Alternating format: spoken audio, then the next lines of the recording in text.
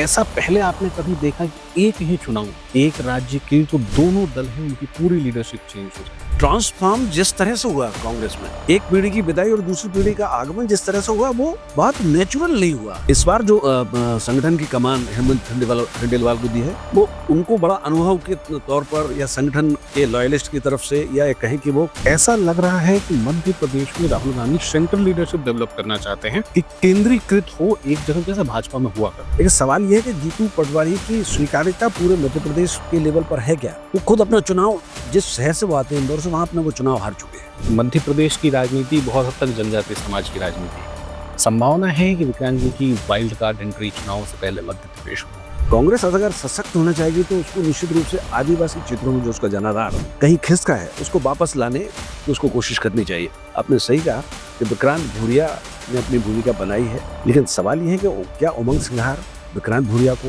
उस तरह से आगे बढ़ने देंगे? कांग्रेस ने अभी जो स्ट्रेटजी अपनाई है मध्य प्रदेश में, आप स्ट्रीट्स पर अपनी एनर्जी दिखाओ, आप स्ट्रीट्स पर अपनी ऊर्जा दिखाओ, लगातार प्रदर्शन करो, लगातार आंदोलन करते रहो। अल्टीमेटली लोकतांत्रिक व्यवस्था में चुनाव ही वही तरीका होता है जब कोई पार्टी खुद को साबित कर सकती है, लोगों के बीच में जा सकती है। आप जो इलाकों के छत्रत थे, जो केंद्र में बड़े मंत्री बन के बैठे थे, उनको आपने चुनाव लड़ने के लिए भेजे और चुनाव के बाद आपने सीएम का चेहरा बदल दिया। एक बात जरूर है कि भारतीय जनता पार्टी लगातार एक एक्सरसाइज वो करती रहती है। एक तो संगठन उनका काम कर रहा है, उस संगठन से इतर भी फीडबैक वो लेते रहते हैं लगातार। आजादी के आंदोलन में जो एक मास बेस्ड पार्टी कांग्रेस बन गई थी, महात्मा गांधी भी उसमें थे, तो सरदार पटेल भी उसमें थे, वो धीरे धीरे अब व्यक्ति केंद्रित हो गई है। अब स्थिति ये बन गई है कांग्रेस में कि राहुल गांधी को नाराज करने वाली बात कोई नहीं कहनी है। राहुल गांधी क्या चाहते हैं, राहुल गांधी ने क्या कहा, उसको रिपीट करना है।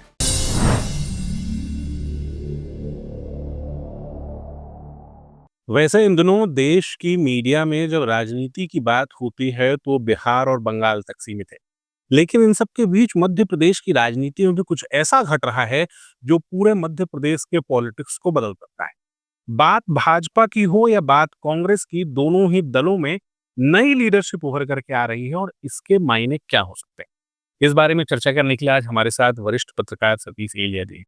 सर, आप लंबे समय से पॉलिटिक्स को कवर कर रहे हैं। ऐसा पहले आपने कभी देखा कि एक ही चुनाव, एक राज्य के जो दोनों दल हैं उनकी पूरी लीडरशिप चेंज हो जाए? बिल्कुल सही कहा आपने कि ये एक नए तरह का फिनोमेना है मध्य प्रदेश की राजनीति में।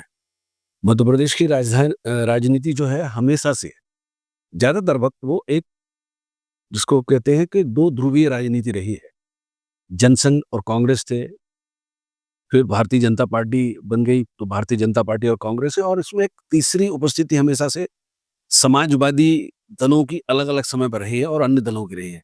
लेकिन ये पहली बार कुछ करीब 2 दशक से ऐसा हो रहा है, और खासकर पिछले चुनाव से, कि अब मुख्यतः जो तीसरे दल की जो गुंजाइश होती थी, तीसरे दलों की जो वोट प्रतिशत होता था, वो अब करीब करीब खात्मे की तरफ है, और बहुत स्पष्ट तौर पर दो दल है।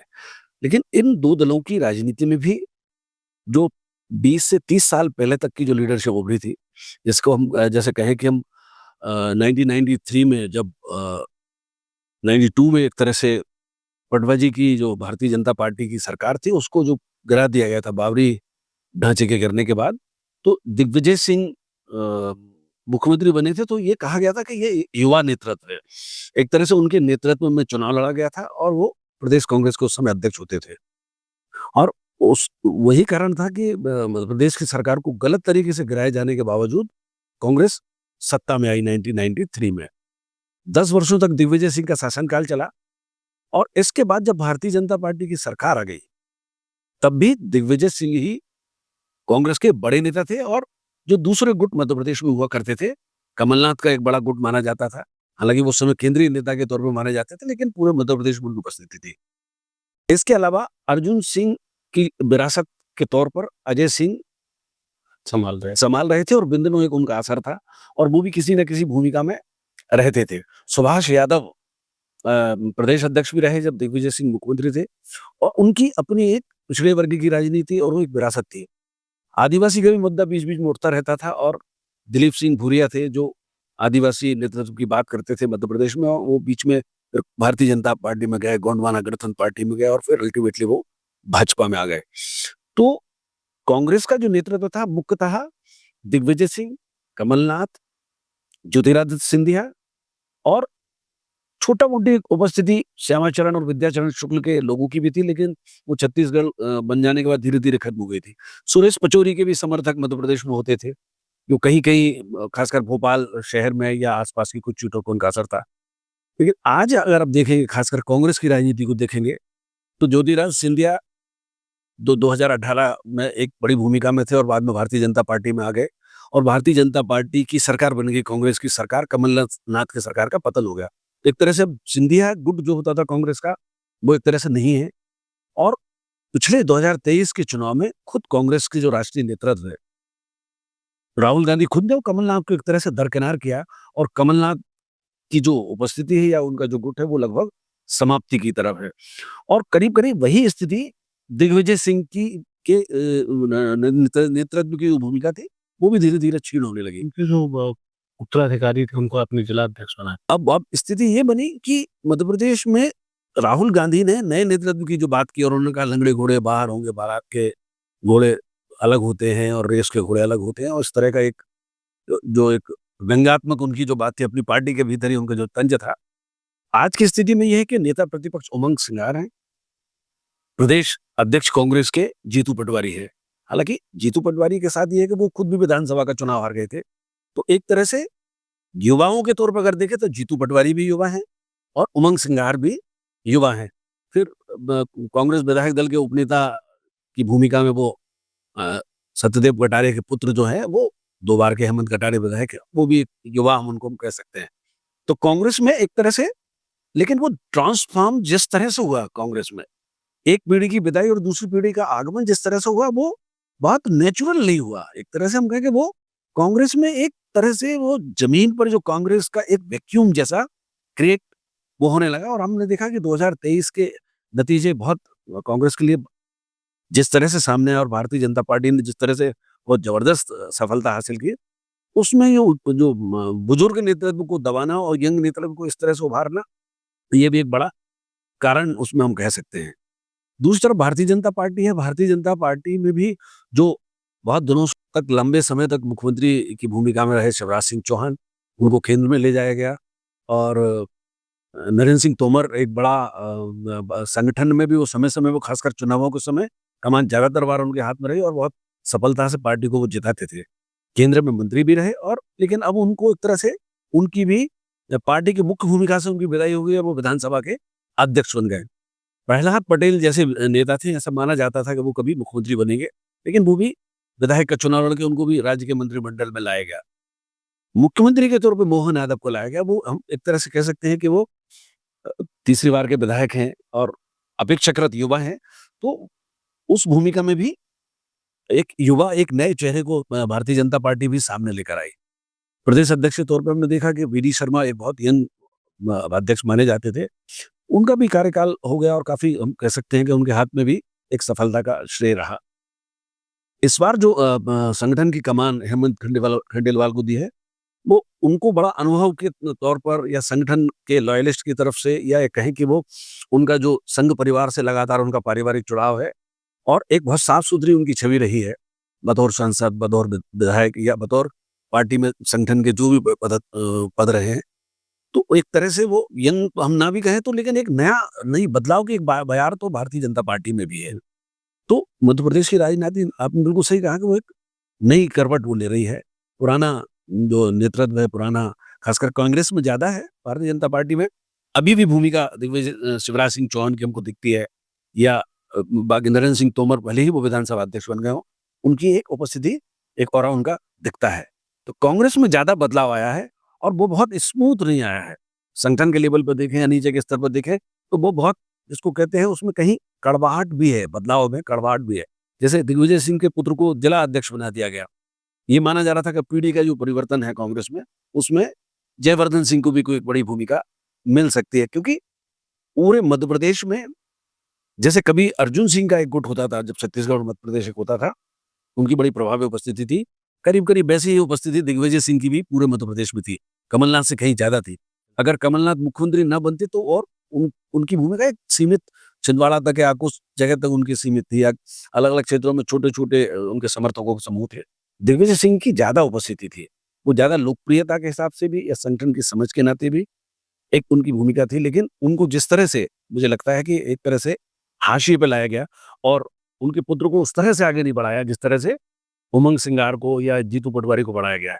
कांग्रेस चाहती तो और बाकी जो युवा हैं उनको भी इस तरह से ला सकती थी ताकि आगे के चुनाव की जो भाजपा से जो मुकाबला है वो बहुत बेहतर हो सकता था। तो हालात निश्चित रूप से यही है कि दोनों तरफ बदलाव तो है और बदलाव होना भी चाहिए। अगर आप 2022 का मंच देखते हैं और 2025 का मंच देखते हैं, तो कोई बता नहीं सकता कि एक ही पार्टी के मंच हैं। बिल्कुल। और ख़ैर क्योंकि भाजपा सरकार में है, तो भाजपा की चर्चाएँ खूब होती हैं। थोड़ा-सा कांग्रेस का फोकस पर। कांग्रेस का जो काम करने का तरीका मध्य प्रदेश में है, कि आपको कांग्रेस की एक सेंट्रल लीडरशिप दिखाई नहीं देती। अलग-अलग क्षेत्र हैं और उन क्षेत्रों के छत्रप हुआ करते थे, जिनकी ज़िम्मेदारी थी कि अपने क्षेत्र में चुनाव जितवा कर के लाएँ। अब ये या तो संगठन सृजन अभियान आप चला रहे हैं, जो कर रहे हैं। ऐसा लग रहा है कि मध्य प्रदेश में Rahul Gandhi central leadership develop करना चाहते हैं, कि केंद्रीकृत हो एक जगह जैसा भाजपा में हुआ करता है। और तो ये मॉडल आपको लगता है कांग्रेस मध्य प्रदेश में सफलता से चला पाएगी? देखिए बहुत साफ है, जैसे मैंने पहले भी कहा कि जीतू पटवारी को जैसे उन्होंने प्रदेश अध्यक्ष बनाया। लेकिन सवाल ये है कि जीतू पटवारी की स्वीकार्यता पूरे मध्य प्रदेश के लेवल पर है क्या? वो खुद अपना चुनाव जिस शहर से वो आते हैं, इंदौर से, वहाँ अपना वो चुनाव हार चुके हैं। और उस तरह से उनकी स्वीकार्यता नहीं हुई जिस तरह से कभी प्रदेश अध्यक्ष पद पर दिग्विजय सिंह की थी या सुभाष यादव की थी। बहुत समय तक ये जब सत्ता रहती है किसी दल की तो फिर एक तरह से एक रबर स्टैम्प की तरह प्रदेश अध्यक्ष होते हैं। लेकिन जब आप विपक्ष में होते हैं तो बहुत कुछ दारोमदार आपका जो प्रदेश अध्यक्ष होता है उसके ऊपर होती है। आपकी संगठन आपको कैसे वो आगे बढ़ाता है। जीतू पटवारी प्रयास तो निश्चित रूप से कर रहे हैं, लेकिन मुझे लगता है कि वो उनकी स्वीकार्यता उस तरह से अभी तक बन नहीं पाई, उन्हें बहुत मेहनत करनी पड़ेगी और खासकर उमंग सिंगार है या जयवर्धन सिंह है या जितने युवा नेता हैं अलग-अलग क्षेत्रों के, या भले ही वो हम ये कहें कि वो राजनीतिक विरासत के कारण राजनीति में, उन सबको उनको जोड़ना पड़ेगा। जैसे राजवर्धन सिंह हैं और भी सही कई सारे। एक युवा नाम हम लोग बार-बार स्किप कर देते हैं कांग्रेस का, विक्रांत भूरिया। अभी राहुल गांधी के साथ बहुत नज़दीकी से काम कर रहे हैं, ऑल इंडिया आदिवासी कांग्रेस जो है, उसके साथ और जो आदिवासी विंग है कांग्रेस, उसको लीड कर रहे हैं पूरे देश में। और मध्य प्रदेश की राजनीति बहुत हद तक जनजातीय समाज की राजनीति है। संभावना है कि विक्रांत जी की वाइल्ड कार्ड एंट्री चुनाव से पहले मध्य प्रदेश में हो। मुझे लगता है कि होना चाहिए, लेकिन कांग्रेस के साथ ये दुर्भाग्य रहा है, जब मध्य प्रदेश और छत्तीसगढ़ एक ही राज्य थे, तब भी आदिवासी जो नेतृत्व था, उसको बहुत बहुत उभार उस समय भी नहीं मिला था। स्थिति ये थी कि वो अरविंद नेताम ने भी एक बार कांग्रेस छोड़ दी थी। बार-बार आदिवासी मुख्यमंत्री का मुद्दा उस समय उठता था जब मध्य प्रदेश और छत्तीसगढ़ एक था। शिवभानु सिंह सोलंकी को भी इस तरह से आगे नहीं बढ़ने दिया गया था। लेकिन अगर कांग्रेस में आज उमंग सिंगार आदिवासी के नाम पर ही वो नेता प्रतिपक्ष हैं और विक्रांत भूरिया को भी जैसे वो आगे बढ़ाती है कांग्रेस, तो निश्चित रूप से कांग्रेस का लाभ होगा। क्योंकि कांग्रेस और भारतीय जनता पार्टी का जो लगभग बराबर की स्थिति कभी रहती थी, तो हालात ये होते थे चुनाव में 2003 का आप चुनाव देख लीजिए। 2003 के चुनाव में आदिवासी कांग्रेस से जितना छिटका, गोंडवाना गणतंत्र पार्टी की तरफ बहुत सारा वोट गया, और लेकिन उसका फायदा भारतीय जनता पार्टी को हुआ है। कांग्रेस अगर सशक्त होना चाहेगी तो उसको निश्चित रूप से आदिवासी क्षेत्रों में जो उसका जनाधार कहीं खिसका है उसको वापस लाने की उसको कोशिश करनी चाहिए। आपने सही कहा कि विक्रांत भूरिया ने अपनी भूमिका बनाई है, लेकिन सवाल ये है कि क्या उमंग सिंघार विक्रांत भूरिया को उस तरह से आगे बढ़ने देंगे? तो अगर वो समन्वय बन पाता है तो निश्चित रूप से कांग्रेस को लाभ हो सकता है। नई लीडरशिप में भी गुटबाजी शुरू हो गई। असल में देखिए, कांग्रेस और भारतीय जनता पार्टी का जो फर्क है वो बुनियादी फर्क ये है कि भारतीय जनता पार्टी एक काडर बेस्ड पार्टी है। वो संगठन को की बात मानने वाले लोग, संगठन के हिसाब से चलने वाले लोग ही भारतीय जनता पार्टी में रहते हैं, और दूसरे दलों से जो लोग भारतीय जनता पार्टी में आते हैं उनको भी उस तरह से ढलना पड़ता है। जो ढल जाते हैं वो बने रहते हैं, जो नहीं ढल पाते वापस लौट जाते हैं। बहुत सारे इसके उदाहरण हैं। लेकिन कांग्रेस का जो बेसिक कैरेक्टर है, मूल चरित्र है कांग्रेस का, वो एक मास बेस्ड पार्टी का है। वो उस तरह से संगठन गढ़ने की बात है, सृजन की बात है, वो कांग्रेस में फार्मूला फिट नहीं हो पाता सृजन वाला। क्योंकि वहाँ लोग, कांग्रेस में कार्यकर्ता कम, नेता ज़्यादा हैं। छोटा-सा भी व्यक्ति होगा अपने क्षेत्र का तो वो कांग्रेस नेता कहलवाना पसंद करता है, या वो अपने को मान के चलता है। छोटे से समूह का हो, छोटे से शहर का हो, वार्ड का हो, वो कार्यकर्ता के भाव में नहीं रहता कांग्रेस का व्यक्ति, और पहले से ये चला आ रहा है कांग्रेस में। एक तरह से हम बार-बार कहते हैं कि कांग्रेस में कई कबीले होते हैं, कबीलों में बटी हुई पार्टी उसको कहा जाता रहा है पहले, और अभी भी उसका वो स्वरूप बदला नहीं है। अ, राहुल गांधी ने आप याद कीजिए, जब राहुल गांधी शुरुआत में राजनीति में उन्होंने खुद पदार्पण जब किया था, तो उनकी योजना ये थी कि जनता के बीच से, कार्यकर्ताओं के बीच से, भले ही वो एनएसयूआई हो, युवक कांग्रेस हो, उसमें लोग अपना, जिनका जनाधार हो, जिनको ज़्यादा लोग पसंद करते हो या लोगों के बीच में ज़्यादा रहते हो, उनको आगे बढ़ाने की एक बात थी। उन्होंने वो प्रयास किया था, लेकिन वो प्रयास सफल नहीं हो पाया, और अल्टीमेटली उनको भी फिर ऐसे ही नॉमिनेशंस करने पड़े। जैसे जीतू पटवारी को प्रदेश अध्यक्ष बनाया, या उमंग सिंघार को नेता प्रतिपक्ष बनाया। तो वो जिस रीति से वो चाहते थे, अगर वो रीति लागू हो पाती, तो आज कांग्रेस का संगठन मजबूत हो सकता था। लेकिन राहुल गांधी के होने के बावजूद संगठन उसी मास बेस्ड पार्टी के आधार पर चलता है। जनता के बीच में अब वो बात कांग्रेस की बनना, क्योंकि वो जो मास बेस था, वो असल में आजादी के आंदोलन से वो आया था। आजादी के आंदोलन में जो एक मास बेस्ड पार्टी कांग्रेस बन गई थी, महात्मा गांधी भी उसमें थे, सरदार पटेल भी उसमें थे। वो धीरे-धीरे अब व्यक्ति केंद्रित हो गई है। अब स्थिति ये बन गई है कांग्रेस में कि राहुल गांधी को नाराज करने वाली बात कोई नहीं कहनी है। राहुल गांधी क्या चाहते हैं, राहुल गांधी ने क्या कहा, उसको रिपीट करना है। तो उसमें पार्टी में बेसिक मुद्दों पर भी जनता से जुड़ाव उनका नहीं हो पा रहा है। कोशिश करनी चाहिए उनको कि जनता के मुद्दों पर सीधी बात की जाए, और भारतीय जनता पार्टी की ताकत क्या है और क्यों है, वो ताकत जनता के बीच में कैसे बने, कार्यकर्ता उसको कैसे आगे ले जाएँ, और वाक़ई काम करने वाले कार्यकर्ता कैसे आगे आएँ। और दलों के जो उनके गुटी जो संतुलन है, जो 2018 में उन्होंने बना पाया था, ज्योतिरादित्य सिंधिया हों, कमलनाथ हों, अजय सिंह हों, दिग्विजय सिंह हों, सबने एक कोऑर्डिनेशन बनाया था और भारतीय जनता पार्टी को हराकर दिखा दिया था। फिर से अगर उनको बनाना है, तो इसी तरह से संतुलन उनको बनाना पड़ेगा। नई लीडरशिप को भी वही काम करना पड़ेगा। लेकिन फिलहाल वो होता, मुझे तो कम से कम नज़र नहीं आता है। कांग्रेस ने अभी जो स्ट्रैटेजी अपनाई है मध्य प्रदेश में कि आप स्ट्रीट्स पे अपनी एनर्जी दिखाओ, आप स्ट्रीट्स पे अपनी ऊर्जा दिखाओ, लगातार प्रदर्शन करो, लगातार आंदोलन करते रहो, किसी न किसी मुद्दे को लेके आप लगातार। उमंग सिंह जब विधानसभा में आते हैं तो हर बार किसी एक नए टेक्निक के साथ आते हैं, कभी गैस सिलेंडर लेकर के आ रहे, तो इसका असर हो। ये जीतू पटवारी भी करते थे, बोरी कंधे पे लेकर आए थे जब विधायक, तब चूँकि इस बार वो विधायक नहीं है। तो जो उमंग सिंगार जो कर रहे हैं, वो असल में जीतू पटवारी जो करते थे वही कर रहे हैं। लेकिन ये क्या होता है कि कुछ दिनों का रहता है। लेकिन अभी बीते कुछ दिनों में मैंने देखा जीतू पटवारी की उपस्थिति, छोटे-छोटे शहरों में वो जाते हैं और लोगों के बीच में बात करते हैं। कार्यकर्ताओं में एक उत्साह का संचार तो वो करते हैं। अल्टीमेटली लोकतांत्रिक व्यवस्था में चुनाव ही वो एक तरीका होता है जब कोई पार्टी खुद को साबित करती है। खुद को साबित कर सकती है, लोगों के बीच में जा सकती है, और वो उसका एक टेस्ट भी होता है कि वो अल्टीमेटली लोगों के बीच में किस तरह से वो जा पा रही है अपनी बात।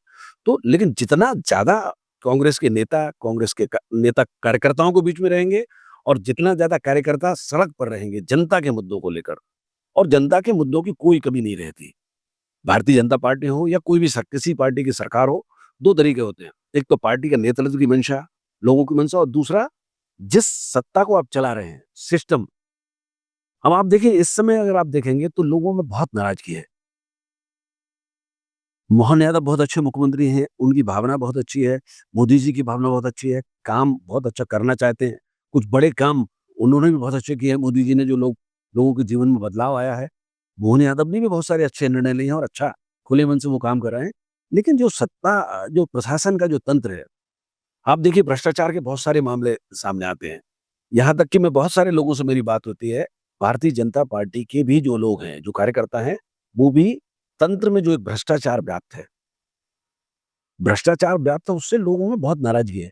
अगर कांग्रेस इस नाराज़गी को सही अर्थों में एक आवाज़ दे सके, लोगों के बीच में जाकर लोगों की आवाज़ बन सके, और इसके खिलाफ एक माहौल बना सके, तो निश्चित रूप से पार्टी को लाभ होगा। जितना ज़्यादा लोगों के बीच में रहेगी पार्टी, जितने ज़्यादा जनता के मुद्दे उठाएगी, जनता उसके साथ जुड़ेगी। भाजपा का ज़िक्र हुआ तो हम भाजपा पे आते हैं। भाजपा ने बहुत बड़ा एक्सपेरिमेंट किया। कांग्रेस का एक्सपेरिमेंट चुनाव के बाद हुआ है, भाजपा का चुनाव से पहले शुरू हो गया, कि आप जो इलाकों के क्षत्रप थे, जो केंद्र में बड़े मंत्री बन के बैठे थे, उनको आपने चुनाव लड़ने के लिए भेजा। तो आपको ही समझ में आता है, एंटी इनकम्बेंसी थी इतने सालों की, और चुनाव के बाद आपने सीएम का चेहरा बदल दिया। ये जो एक्सपेरिमेंट भाजपा ने किया था, क्या लगता है आपको ये एक्सपेरिमेंट फाइनल हो गया है? एक्सपेरिमेंट के कुछ और चरण अभी बाकी है? देखिए, अभी 2023 के चुनाव को अभी 2 साल भी पूरे नहीं हुए हैं। मतलब एक तरह से हम कहें कि अभी हम ढाई साल वाली स्थिति पे भी नहीं है। देखना ये होगा कि जब चुनाव का 1.5 साल, 2 साल, 1 साल रह जाएगा, उस समय तक जो इनकम्बेंसी की हमने बात की है, क्या वो लौट तो नहीं रही है पार्टी को लेकर, चेहरे को लेकर नहीं। पहले तो चेहरे को लेके थी, 2018 में जो चुनाव की जो स्थिति बनी और 19 में हमने लोकसभा में देखा बिल्कुल भिन्न स्थिति थी। तो इसका मतलब ये था कि लोग भारतीय जनता पार्टी से नहीं बल्कि चेहरे से या एक लगातार चलने वाले उससे ऊब गए थे या कुछ उसमें कुछ इस तरह की, जैसे हमने कहा कि भ्रष्टाचार की एक बात थी, वो आ गई थी। अब देखना ये है कि चेहरे का जो बदलाव उन्होंने जो किया है, वो बदलाव लोगों को कितना भा रहा है। वो फिर वो भी किसी न किसी चुनाव से आएगा। नगरीय निकाय के चुनाव होंगे तब देखेंगे हम, पंचायत के चुनाव होंगे तब हम देखेंगे। तो अब भारतीय जनता पार्टी उस समय क्या बदलाव करेगी अभी से कुछ कहा नहीं जा सकता। लेकिन एक बात ज़रूर है कि भारतीय जनता पार्टी लगातार एक एक्सरसाइज़ वो करती रहती है। एक तो संगठन उनका काम कर रहा है, उस संगठन से इतर भी फीडबैक वो लेते रहते हैं लगातार। जो फीडबैक मेरे पास तक चल के आ रहा है नीचे का, तो उनके पास भी होगा फीडबैक और उसको लेके वो कैसे स्ट्रैटेजी बनाएँगे वो देखने वाली बात होगी। जब चुनाव कोई सामने आएगा, तब हम देखेंगे कि वो किस तरह के बदलाव की तरफ जा रही है पार्टी। क्योंकि 2028 का साल वैसे ही बहुत बड़ा होने वाला, सिंहस्थ कुंभ है। तो ये कुंभ की जो धारा होगी माँ नर्मदा की, क्या वो भी चुनाव को प्रभावित करेगी? बिल्कुल, देखिए अब देखिए उत्तर प्रदेश में हमने देखा, उस उत्तर प्रदेश में जिस तरह से महाकुंभ का आयोजन योगी सरकार ने किया, तो वो योगी की सरकार का और बतौर मुख्यमंत्री योगी का जो काम और नाम है वो कहीं ऊपर गया है। निश्चित रूप से लोगों को उसमें ठीक लगा और न केवल उत्तर प्रदेश बल्कि देश के स्तर पर, अंतर्राष्ट्रीय स्तर पर वो स्थापित हुआ और मध्य प्रदेश में अगर हम उस तरह का या उससे बेहतर आयोजन कर पाते हैं, मध्य प्रदेश की सरकार वैसा कर पाती है, भारतीय जनता पार्टी के लोग अपनी सरकार को उस तरह से सपोर्ट कर पाते हैं, जैसा उत्तर प्रदेश ने महाकुंभ में नाम या हम सिंहस्थ में ऐसा कर पाते हैं, तो निश्चित रूप से न केवल मोहन यादव को, भारतीय जनता पार्टी को भी इसका लाभ मिलेगा। लेकिन अब संभावनाएँ और विचार बहुत तरह के हैं।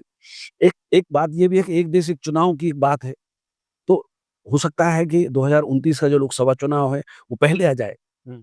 मध्य प्रदेश में जब विधानसभा का चुनाव होना हो, तब पूरे देश में एक साथ लोकसभा और विधानसभाओं के चुनाव हो जाएँ। तो ये स्ट्रैटेजी इन चीज़ों पर भी वो निर्भर करेगी। लेकिन सरकार का जो कामकाज है मध्य प्रदेश की और संगठन का, वो तो निश्चित रूप से आपने कहा कि सिंहस्थ भी है और भी चीज़ें हैं, जिनसे सामने समय-समय पर आएगा और लोग उसको देखेंगे। आपने बहुत अच्छी बात कही कि नीचे से जो फीडबैक हमारे पास तक आता है, क्या फीडबैक आ रहा है? अभी मैं आपको बताता हूँ कि अभी कल-परसों की ही बात है, लोग कैसे रिएक्ट करते हैं। मैंने फेसबुक पे अपनी टिप्पणी लिखी मोदी जी को बधाई देने के लिए और बहुत तटस्थ मेरी एक टिप्पणी थी। मेरा कहना ये था कि 11 साल पहले जब प्रधानमंत्री नहीं बने थे मोदी जी, उस समय की स्थिति और आज की स्थिति हम देखते हैं तो पीछे अगर हम पलट के देखते हैं, तटस्थ होके, किसी दल की, किसी व्यक्ति की तारीफ़ किए बिना, आलोचना किए बिना तटस्थ भाव से अगर देखते हैं, तो निश्चित रूप से जो हमारा नागरिक है, समाज है, लोग हैं, उनके जीवन में मोदी जी के आने के बाद से बहुत सकारात्मक कुछ बदलाव आए हैं। जैसे आप बिजली के बिल भरने की लाइन में आपको घंटों लगना पड़ता था। मैं अपना खुद का बिल भरता था तो मैं ये देखता था कि आज बिल नहीं भरूँगा, भले ही पेनल्टी लग जाए लेकिन मैं भीड़ के दिन बिल नहीं भरूँगा। लेकिन अब वो तीसों दिन वो खिड़की खाली रहती है, कोई 1 आदमी या 2 आदमी उस पे रहते हैं क्योंकि जिसके पास मोबाइल है, जिसके पास यूपीआई है, वो फ़ोन से अपना बिजली का बिल भरता है। सिनेमा का टिकट में आप देखिए लंबी-लंबी लाइनें लगती थी, अब नहीं लगती है क्योंकि वो अपने मोबाइल से टिकट बुक करते हैं और फ़िल्म देखने जाते हैं। रेलवे का टिकट लेते हैं, आप अब एक दिन मैं गया बीच में आरक्षण खिड़की पर, तो कोई व्यक्ति था ही नहीं वहाँ। तत्काल वाली लाइन में 8-10 लोग खड़े थे और जो सामान्य आरक्षण वाली खिड़की थी उसपे एक भी व्यक्ति नहीं था। तो वो एक एक अद्भुत इस तरह का जो बदलाव आया वो 11 साल में लोगों के जीवन में बहुत सारी चीज़ें आई हैं और जीवन लोगों का निश्चित रूप से सुगम हुआ है और गरीब से गरीब आदमी भी ₹5 का, ₹10 का, ₹20 का अपना लेन-देन यूपीआई से करता है। इनकम टैक्स आप रिटर्न फाइल करते हैं और आपका जो पैसा वापस आना चाहिए था, जो टैक्स आपका कट गया, उसके लिए आपको अप्लाई पहले करना पड़ता था। अब सिर्फ आपको रिटर्न फाइल करना पड़ता है, वेरीफाई करना पड़ता है और अपने आप खाते में वो पैसा आ जाता है। तो बहुत सारी सुगमताएँ वो मोदी जी के होने के पहले भी वो चीज़ें हो सकती थी, लेकिन मोदी जी ने बहुत बहुत कीनली बहुत सारी चीज़ों को किया है। तो मैंने उस बारे में पोस्ट लिखी थी। तो एक व्यक्ति ने मुझे मतलब मेरे बड़े आदरणीय हैं वो, सरकारी अधिकारी रहे हैं और वो बड़े राष्ट्रवादी विचारों के व्यक्ति भी हैं और मोदी जी को सपोर्ट भी करते हैं। उन्होंने मेरी पोस्ट पढ़ी और उन्होंने मुझे व्हाट्सएप पे पर्सनली लिखा कि ये आपकी बातें सब सही हैं, लेकिन लोग बहुत परेशान हैं। भारतीय जनता पार्टी के कार्यकर्ता भी बहुत परेशान हैं, उन्होंने कहा। और ये स्थिति है कि ये बिना लिए-दिए जो काम नहीं होता है, मतलब भ्रष्टाचार का जो एक तंत्र है, वो बहुत सिस्टम में बहुत बैठा हुआ है। सिस्टम मतलब सरकार। सरकार मतलब प्रशासन।